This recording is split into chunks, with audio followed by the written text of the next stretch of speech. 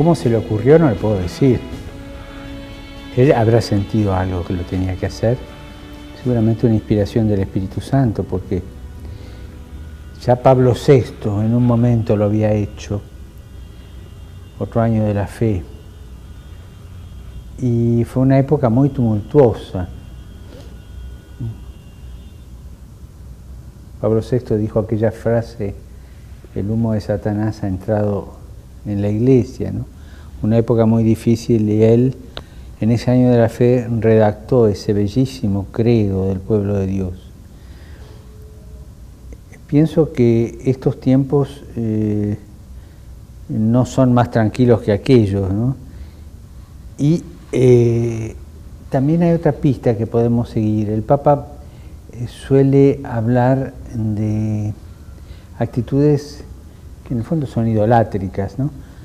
Como el relativismo, el narcisismo, el consumismo. Son cosas totalmente alejadas de lo que es la adoración al verdadero Dios. Por lo tanto, son actitudes idolátricas, ¿no? Y en la sociedad actual se instalan continuamente nuevos ídolos llevados en el carro del consumismo, ¿no es cierto? Entonces la gente se engancha allí. Verdaderamente hay una necesidad muy grande de renovar la fe, de rezar el credo con el corazón, de decir creo en Jesús. Y el Papa de alguna manera nos dice lo que Pablo le decía a Timoteo: acuérdate de Jesucristo. O sea, en este año acuérdate de Jesucristo. Renovar la fe, revitalizarla. La respuesta a toda esta idolatría reinante solamente la da Jesús, y desde la cruz, que es desde donde Él reina. Negamos la cruz de Jesús, negamos a Jesús. Y un dato interesante de este paganismo, es un paganismo gnóstico, ¿no es cierto? Sí, creo en Dios, pero es un Dios spray, ¿no? Un Dios así diluido, casi un panteísmo. Pero un dato interesante de esto es la estadística de los gastos de cosas no necesarias en el orden mundial. Bueno, gastos de cosas necesarias, alimentos, medicina, no, eso dejemos de lado. De las cosas que no son necesarias, de cosas superfluas. El primer tope lo tiene las mascotas. Se gasta en mascotas en el primer nivel de gastos superfluos. Se idolatra la mascota. Está la idolatría de comprar, alquilar, tener un afecto que yo doy como quiero, donde quiero, sin la libertad de la respuesta, ¿verdad? Es toda una caricatura del amor. Y el segundo puesto lo lleva la cosmetología, cosméticos. En el orden mundial, no me acuerdo las cifras, pero son millones y millones, miles de millones, que se gastan en estas dos cosas. Mientras tanto, el Papa está hablando de los chicos que se mueren de hambre en continentes en vías de desarrollo, África, Asia, América, ¿no es cierto? Primero la mascota, después si sobra algo le tiramos a los chicos, y está hablando de la belleza del espíritu, de la belleza del corazón, que no tiene nada que ver con la belleza artificial del cosmético, ¿verdad?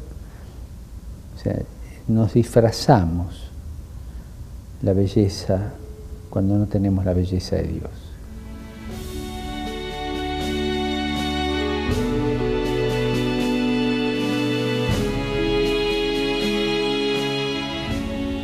Partamos de esto: las virtudes teologales son regalo puro, don puro, gracia pura, que te la dan en el bautismo y te sella el alma con esas tres virtudes, ¿no es cierto? O O sea, vienen con la inhabitación de la Trinidad a tu corazón. Pero nadie las puede ni comprar ni conseguir por su esfuerzo. Son regalo puro de Dios. Evidentemente, cuando nos metemos en un camino más de suficiencia o más pelagiano, el regalo pasa a segundo lugar y entonces se debilita la fe, se debilita la caridad, se debilita la esperanza, ¿no? Entonces lo más importante es lo que yo hago. Y acá recuerdo un midrash de un rabino del siglo XII, más o menos de la época de Santo Tomás, ¿no? O siglo XIII, por ahí. Él, hablando de la Torre de Babel, explicaba cómo los hombres, en ese afán de progresar, empezaron bien, pero terminaron mal. ¿Y dónde estuvo la falla? Para construir la torre tenían que hacer los ladrillos. Para hacer los ladrillos tenían que ir a buscar la paja, hacer el barro, amasarlo, cocinarlo. Y entonces un ladrillo valía mucho, era el fruto de un esfuerzo muy grande. Entonces cuando subiendo se caía un ladrillo y se rompía, era una tragedia porque se perdía mucho, mucho de lo que se había invertido. Se caía un hombre y no había problema, se suplía con otro esclavo. Cuando nosotros buscamos con esta actitud de tipo suficiente o pelagiana de edificarnos nosotros las referencias de fe, de esperanza y de caridad y no recibir ese don que se nos da, terminamos despreciando la imagen de Dios, que es el hombre, creado a imagen y semejanza. Eso como línea general. Y respecto a la primacía de la caridad, evidentemente la fe, una vez que uno contempla, desaparece, por eso desaparece San Pablo. Y la esperanza es esperar esa ancla, una vez que uno llegó a la orilla, saca el ancla, ya está, no tiene necesidad. En cambio la caridad es la consumación total de ese germen puesto en el bautismo, y por eso permanece.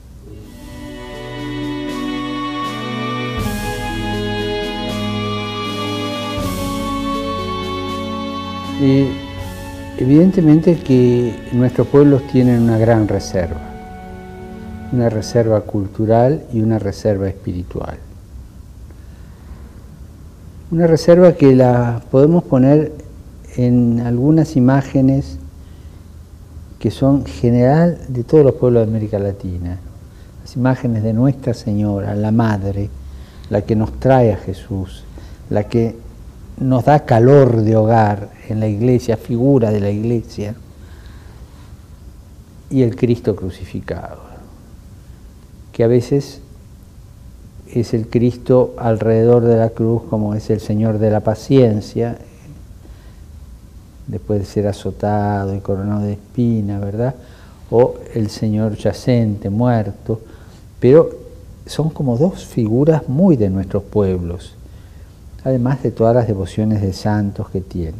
Pero la reserva está en esa referencia a que Dios es venido en carne y sufrió por nosotros. Esas son esas dos imágenes.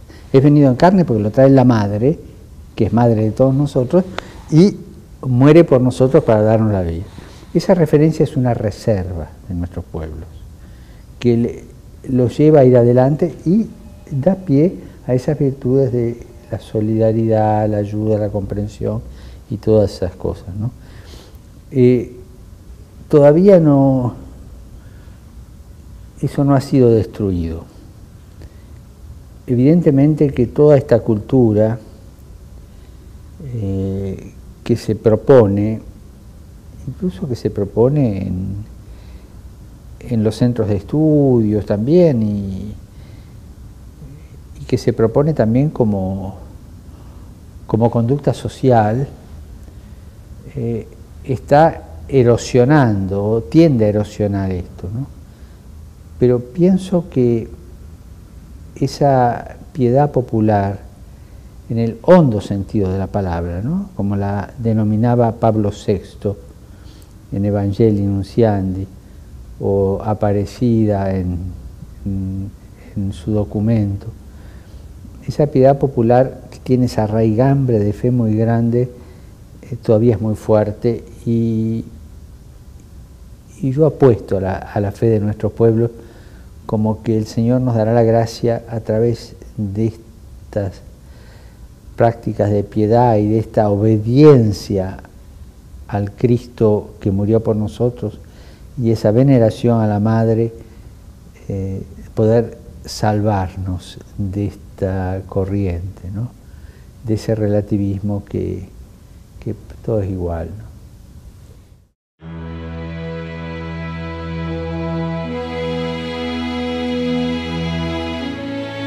Yo le dejaría una pregunta, ¿no?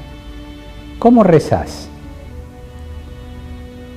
Sí, Padre, yo rezo, yo le pido a Dios, le doy gracias a Dios o a Jesús, pido ayuda. ¿Nada más?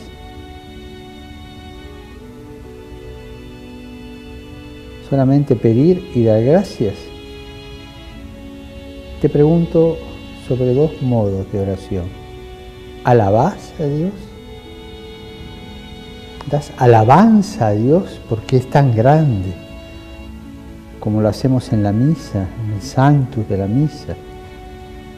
Pero eso, ¿con tu corazón lo haces cuando te pones en la presencia de Dios? La otra pregunta. ¿Adorás a Dios? ¿Te anonadás frente a ese Dios grande y lo adorás porque es el único Dios? Para fortalecer la fe, que tu oración, además de ser pedigüeña, porque hay que ser muy pedigüeño, el católico es muy pedigüeño, además de ser pedigüeña y de ser agradecida, que tu oración sea alabadora y adoradora de Dios.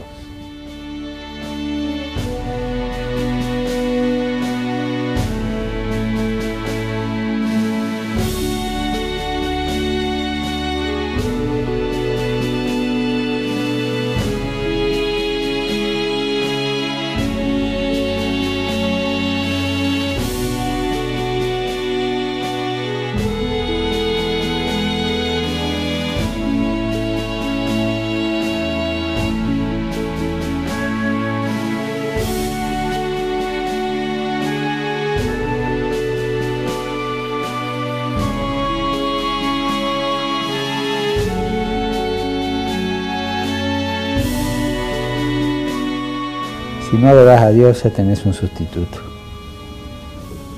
Cualquiera, no sé cuál será. Una mascota, un cosmético, no sé.